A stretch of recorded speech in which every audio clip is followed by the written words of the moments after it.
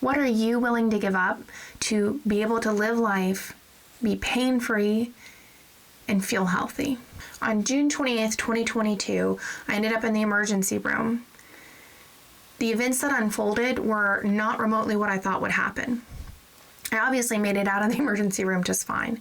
But in the midst of it, in severe pain, this question occurred to me. What was I willing to give up to not live a miserable life? And the answer hit me. I had to give up my selfishness.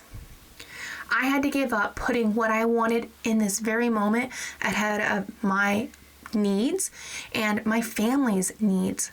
I had been doing what I wanted for literally 32 years, and it is what got me to 360 pounds at 32 using a walker, hardly able to walk a few hundred feet. When I say selfishness, this is not a derogatory term. This is not a poor, pitiful, I'm a selfish person. It is looking at it at a very logical black and white view. I chose what I wanted in the moment, which was food, to satiate my emotional needs. I was sacrificing my future for the few moments of right now of feeling better. I also was sacrificing my family's future because my husband had gotten to the point where he had to take care of everything in our house. I was in this pit of despair. I couldn't see past myself. I was depressed, sad. I woke up every morning and told him I wish I hadn't woken up. So on that June 28th, 2022, this question occurred to me, and then it hit me with the answer of stop being selfish. Knowing an answer and then knowing what to do with it are two very different things. I thought about it because I was there for hours, long and hard, about how I'd gotten where I'd gotten. And I realized I got to that point by every decision I'd ever made in my life up until then.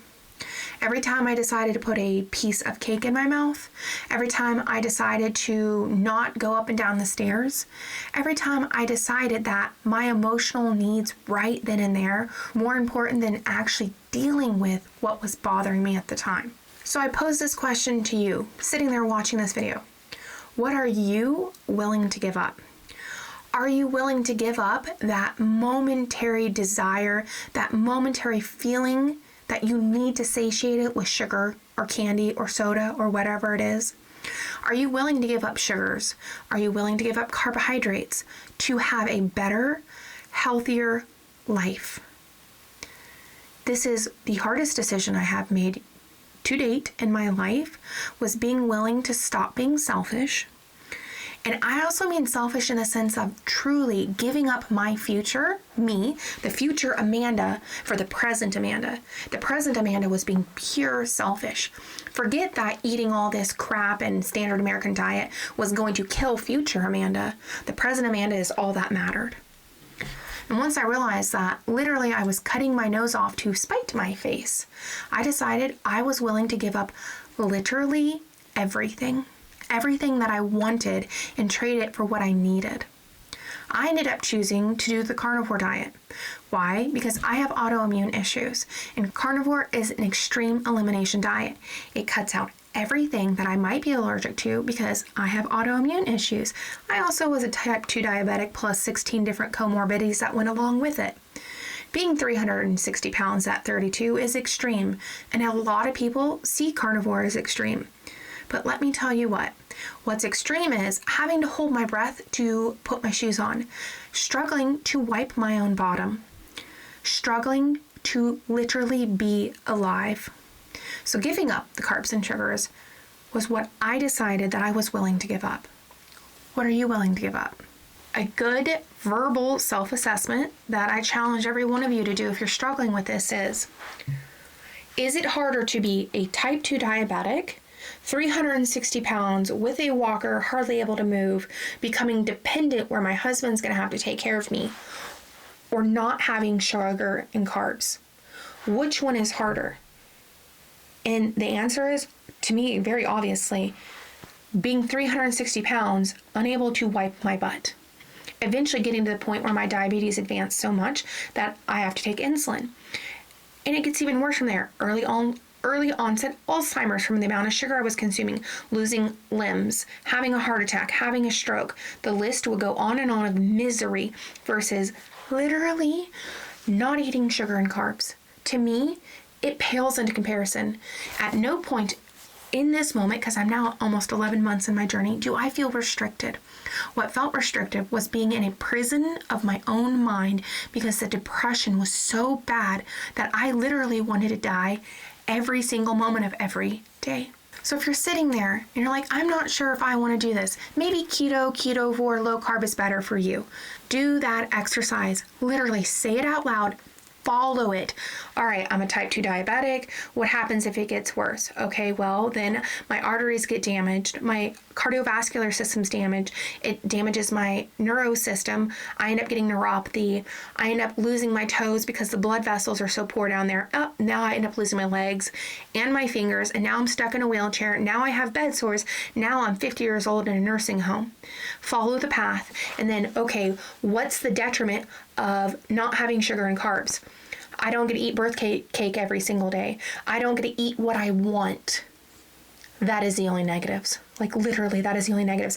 I don't get to eat what I want. Not what I need, what I want.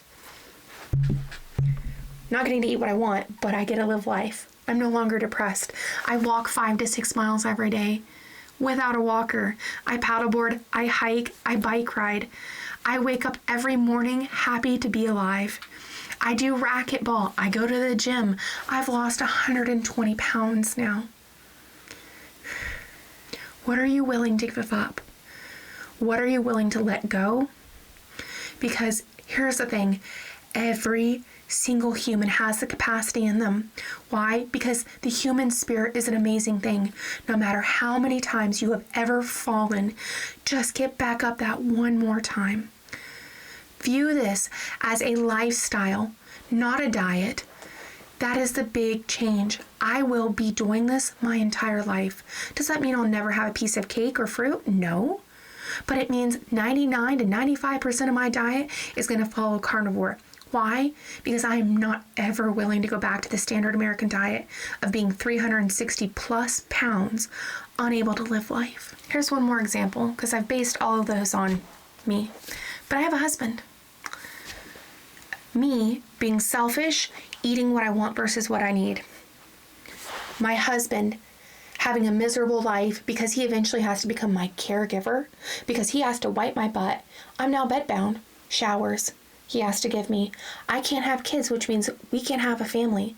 No grandkids. I die an early death and I leave him alone. Or I keep eating what I want and ignoring everybody else's needs because I'm only focusing on what the Amanda in that very moment wants, not what the Amanda in the future wants. So my last challenge to you is look inside. What is in the way of being willing to give up whatever it is to be healthy? It's going to be different for every single person. There's no one size that fits all. Sometimes it's trauma. Sometimes it is just pure selfishness. And remember, this isn't a negative term. I was selfish, period, the end. There's no negative connotation. I just chose me in those moments. Are you afraid? Are there things that you're holding on to? Do you not feel like you know enough? Because all of these, just dig deeper. I've got tons of videos, even by physicians, and there's people like Dr. Barry and Dr. Ovadia, who's a cardiologist, that talk extensively about doing low carb and keto and carnivore diets. Don't let fear stop you, because fear is what made me use a walker at 32, because I was too afraid. I was too afraid to make any changes. And then in my instance, it was thrust upon me. I had literally a choice. Continue on the path and die very quickly, probably within a few months, or change. And I decided to do the extreme and change everything.